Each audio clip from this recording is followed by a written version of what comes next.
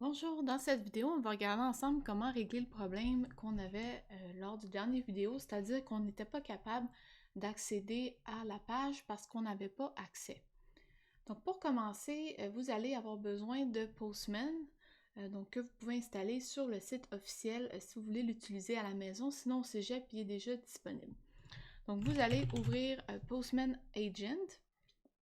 Lorsque vous cliquez là-dessus, il ouvre le logiciel, mais il va seulement s'afficher ici en bas à droite. Donc, vous venez, vous faites un clic droit et vous faites Open Postman. Donc ça, normalement, ça va aller vous ouvrir la version en ligne et vous pouvez vous connecter avec votre courriel du cégep. Par la suite, vous pouvez aller faire un nouveau workspace ou tout simplement créer un nouveau ou aller sur votre workspace existant.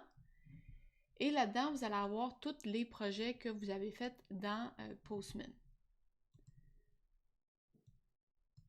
Donc, nous, on va utiliser mon workspace qui s'appelle Kick My Butt ici. Et en fait, il va aller contenir les requêtes que mon client Android voudrait envoyer au serveur. Donc, le but de Postman, en fait, c'est de facilement pouvoir créer des requêtes, mettre les champs qu'on veut envoyer au serveur et obtenir une réponse.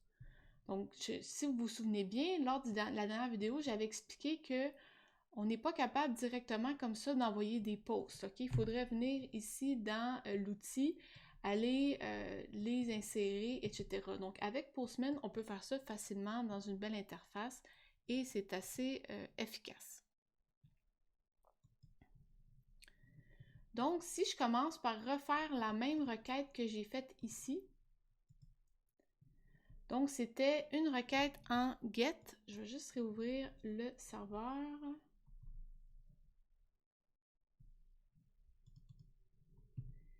Ici, donc c'était une requête en GET à l'URL /API/home. Donc une requête en GET /API/home.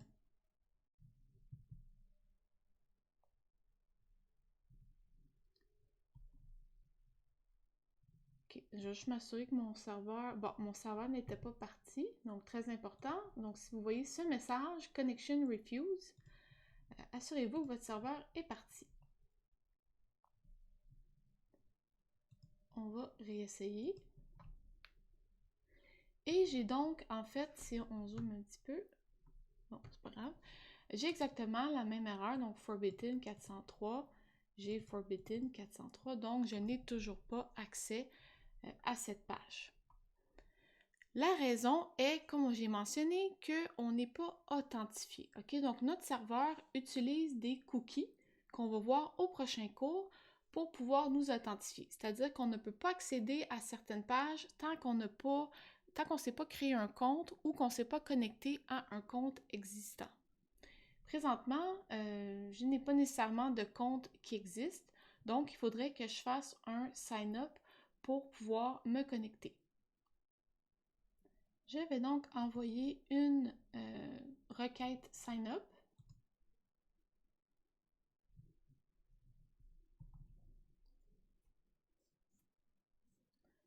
Et après un court moment, j'ai reçu une réponse qui est le nom d'usager, donc il a effectivement réussi à créer mon compte. Je peux également venir dans le serveur vérifier. Donc, si on va dans les controller account, sign up, il est supposé afficher un message au début de la requête. Et effectivement, c'est ce qu'il a affiché ici. Et le sign up appelle sign in, donc une fois qu'il s'est inscrit, en fait, il va se connecter. Et je vois que si ça fonctionne, il va afficher logged as et donc logged as Momo. Donc effectivement, il a bien affiché qu'il est connecté avec Momo. Donc maintenant, si j'essaie d'accéder à la requête Home, donc celle pour que normalement j'avais pas accès,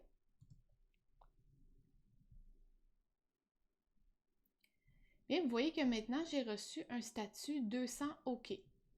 Donc 200, ça veut toujours dire que tout a été beau, il n'y a pas eu de problème.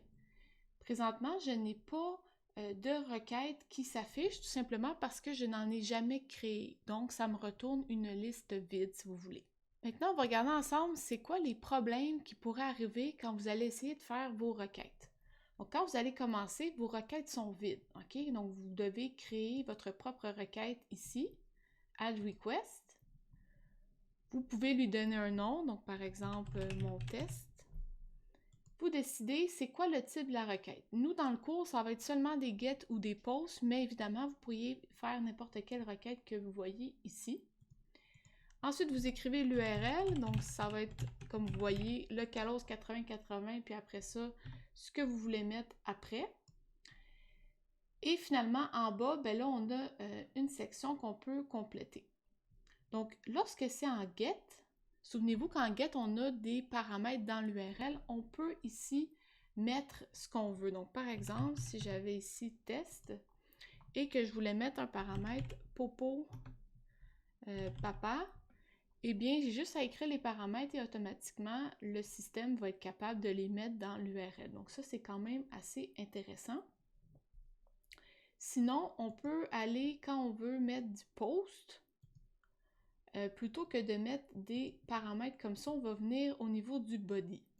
Donc, les requêtes en post, elles envoient de l'information dans le body de la requête et l'information doit être encapsulée dans une façon, en fait, dans une méthode qui va pouvoir être déchiffrée par après, si vous voulez.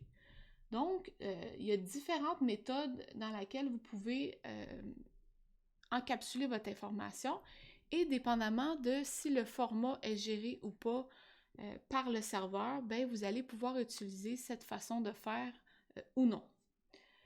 Donc, pour tester ça, on va commencer par faire ça simple. On va aller chercher une requête en get et on va aller regarder si je la mets en post, alors que dans mon serveur, on me dit que c'est du get, ça va être quoi le message d'erreur? Et vous voyez qu'il nous affiche 405, méthode not allowed. Donc, les chiffres que vous allez voir ici, ça va être important de se souvenir à qu'est-ce que ça veut dire parce que ça va vraiment vous aider à débugger votre code. Donc, par exemple, ça ici, ça veut me dire que la méthode ici, donc la méthode que j'ai utilisée, c'est-à-dire post, n'est pas reconnue par le serveur et donc ce n'est pas la bonne méthode à utiliser. Donc, si vous voyez cette erreur-là, c'est parce que vous vous êtes trompé dans le type de votre requête. Supposons que je prends une méthode qui est en post. Fait que là, j'ai un autre get. J'ai un autre get ici. OK, parfait. Donc, je vais aller chercher celle-là ici. Donc, /API/add.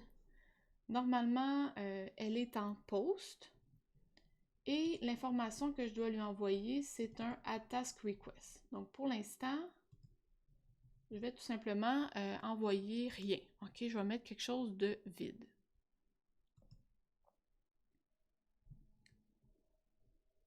Parfait, donc là, j'ai un 400 bad request. Honnêtement, ça ne donne pas beaucoup d'informations, mais ce que ça nous dit, c'est qu'il y a une erreur à cause d'une mauvaise syntaxe.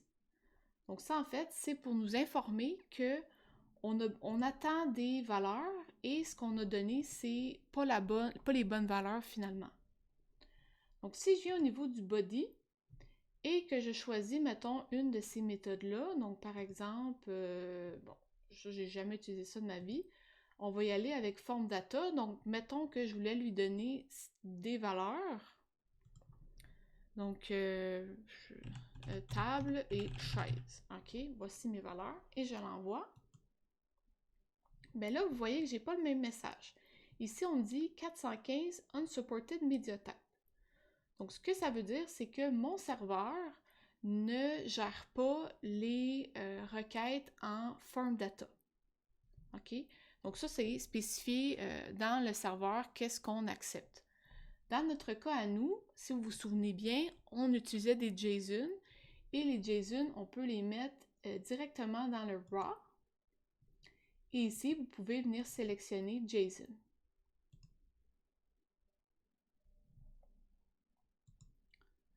Donc, pour mon JSON, ça commence toujours par des accolades, pas des accolades, des petites vagues comme ça, on peut dire. Et donc, si je fais un test, mettons que je vais voir qu'est-ce que je dois donner comme valeur. Donc, je vais ici. Et je dois fournir le nom et un deadline. Donc, si je mets le nom, il faut que je mette des petits guillemets.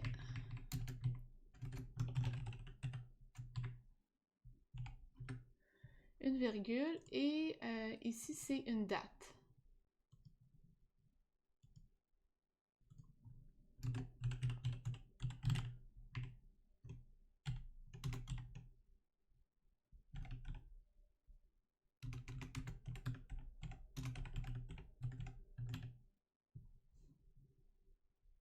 Donc, j'envoie ça ici.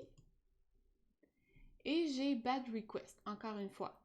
Donc, probablement, il faudrait que je vienne regarder comment est-ce que j'envoie une date en JSON.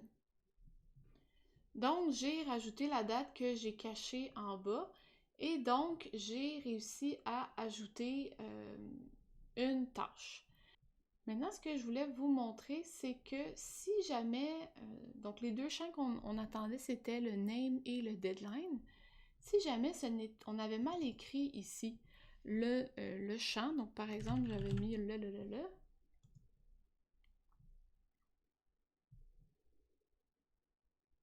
ben oui, j'ai une bad request, mais j'ai spécifiquement quelque chose, donc une erreur qui est null pointer exception. Et à ce moment-là, ben si jamais vous avez une erreur comme ça, vous pouvez aller directement dans le serveur, mettre des points d'arrêt pour savoir qu'est-ce qui se passe. Par exemple, si je viens me positionner au niveau de Controller Task et je m'en viens dans le Add, je peux mettre un point d'arrêt avant qu'on appelle la méthode ici pour regarder que contient ici ma classe de transfert. Donc, je dois arrêter mon serveur, le repartir en debug.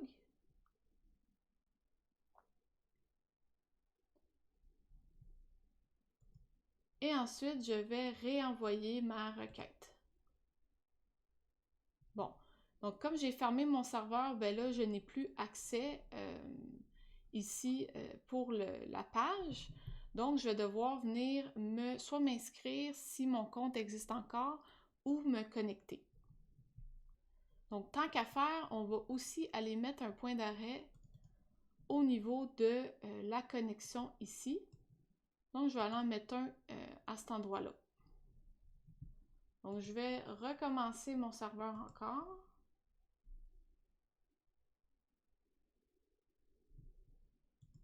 Je vais venir m'inscrire.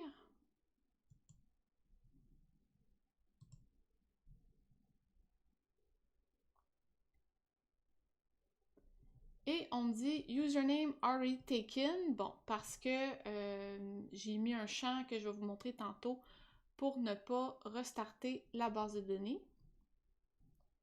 Parfait, donc j'ai restarté la base de données, je me suis envoyé une requête pour m'inscrire et quand je m'inscris, ben j'appelle la connexion. Donc je me ramasse dans mon premier point d'arrêt. Ce qui est vraiment intéressant ici, c'est que je peux vraiment aller voir qu'est-ce que l'usager a rentré, concrètement que vaut telle variable. Donc par exemple, si je voudrais vérifier c'est quoi le mot de passe que l'usager a envoyé, je peux le voir ici. Je peux également, si jamais j'appelle mon service account implémentation, donc l'endroit où il y avait du code, je peux aussi aller regarder qu'est-ce qui se passe à cet endroit-là. Donc, gardez en tête que vous pouvez toujours mettre des points d'arrêt dans votre serveur si jamais vous avez des erreurs, vous voulez voir qu'est-ce qui se passe. Donc, si je m'en vais au prochain point d'arrêt, donc là, je me suis normalement, si je viens voir dans Run, je me suis connectée. Je vais maintenant venir, là c'est marqué liste, mais c'est maintenant un add. Donc je vais venir ajouter une tâche.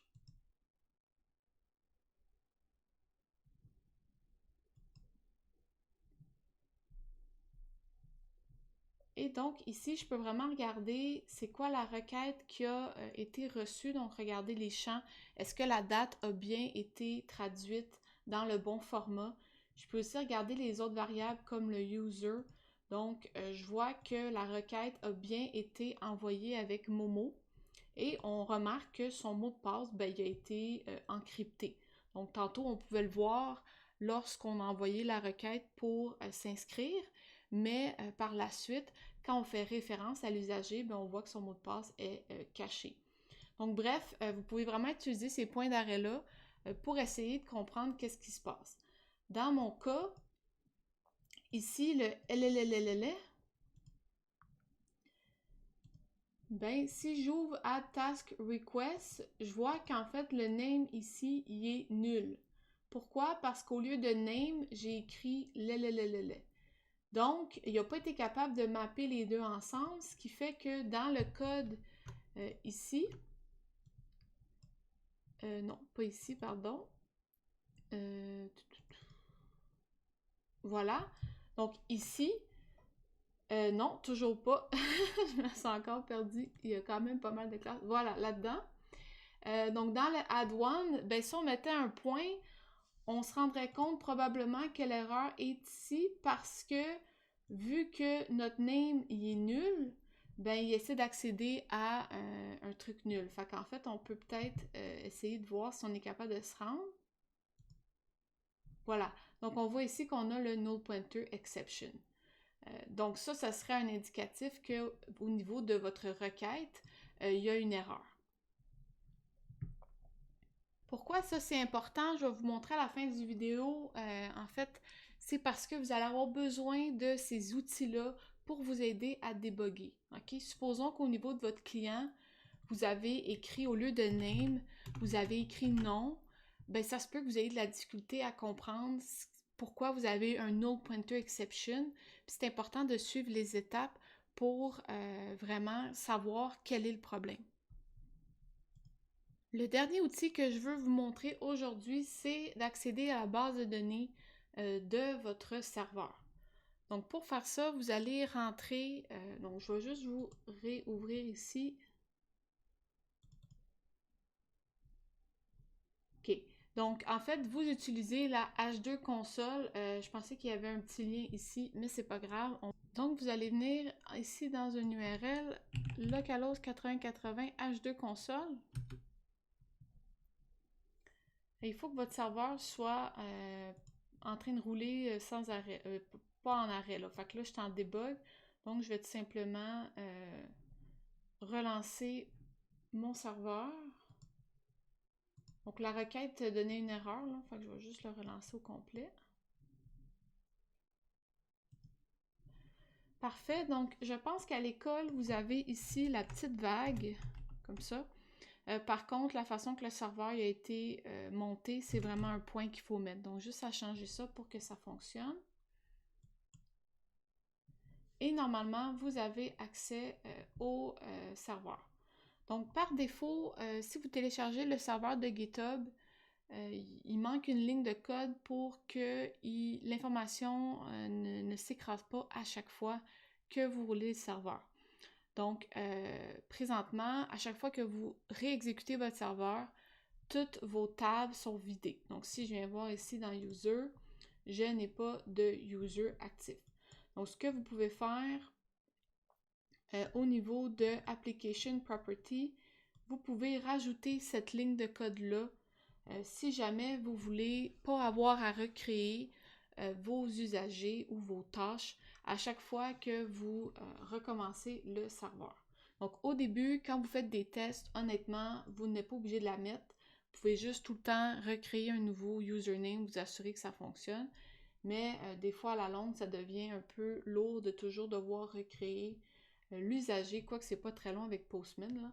Mais bref, vous pouvez rajouter cette ligne-là si vous voulez ce comportement-là. Pour ma part, je vais le rajouter pour ne pas avoir à recréer à chaque fois. Donc, une fois que vous l'avez mis ou non, c'est votre choix. Vous restartez le serveur.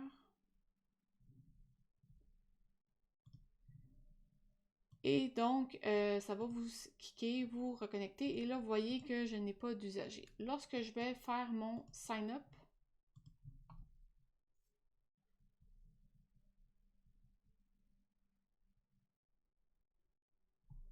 Parfait, j'ai reçu ma réponse et maintenant, si je viens regarder, j'ai mon usager Momo qui apparaît dans ma base de données. Donc, si jamais vous avez des questions sur qu'est-ce que le serveur store dans la base de données, est-ce que le password y est écrit directement ou par exemple en lien avec les tâches, comment est-ce qu'il gère la date, comment est-ce qu'il gère les noms, etc., vous pouvez toujours venir voir dans la base de données le contenu. Donc, si par exemple vous n'êtes pas capable de vous sign in, allez vérifier que vous avez bien dans la base de données un compte, puis que vous avez mis le bon username. Mettons, vous avez créé 4 comptes, puis vous n'êtes pas capable de vous connecter, bien allez voir que vous avez effectivement le bon username. Donc, c'est un autre outil, en fait, pour vous aider à débugger. Donc, finalement, pourquoi c'est important Postman et ce que je viens de vous montrer, je vous ai fait un petit dessin. Donc, l'idée, c'est que vous allez coder le client Android, vous allez envoyer des requêtes au serveur et au début, vous allez avoir beaucoup d'erreurs qui vont arriver. À ce moment-là, c'est difficile de savoir l'erreur vient d'où, OK? Est-ce que l'erreur vient de votre requête? Est-ce que l'erreur vient de votre interface? Est-ce que l'erreur vient de la façon que vous avez formaté les données? Est-ce que ça vient de vos classes de transfert? Est-ce que c'est parce que vous n'avez pas d'Internet sur votre client mobile? Est-ce que c'est parce que vous n'avez pas les bonnes classes de librairie? Bref, il y a énormément de raisons qui peuvent faire que ça ne fonctionnera. Puis au début, vous allez vraiment avoir beaucoup d'erreurs. Donc, l'étape numéro 1, quand votre requête ne fonctionne pas, c'est d'aller faire la même requête que vous avez écrite dans le client, dans Postman. À ce moment-là, si la requête passe, ben c'est probablement que vous avez un problème avec votre client. Donc, votre classe de transfert n'est pas bonne, la façon que vous préparez vos données n'est pas bonne, votre URL côté client n'est pas bonne, vos paramètres ne sont pas bons. Bref, c'est tout au niveau du client. Après ça, si la requête ne fonctionne pas dans Postman, ben là, c'est peut-être parce que soit vous avez mis un post au lieu d'un get, soit que vous n'avez pas mis les bons, souvenez-vous tantôt, je vous ai dit, au lieu d'écrire name, j'ai écrit le. Donc peut-être que vous n'avez pas mis le bon nom. Peut-être que vous n'avez pas mis les bons champs. Peut-être que vous avez oublié un champ. Voilà, donc pour trouver cette erreur-là, ben là, vous allez lire le message d'erreur dans Postman, vous allez mettre des breakpoints au niveau du serveur et vous pouvez même aller voir dans la base de données. Donc, c'est tous des outils, en fait, pour vous aider à mieux débugger votre code. Merci!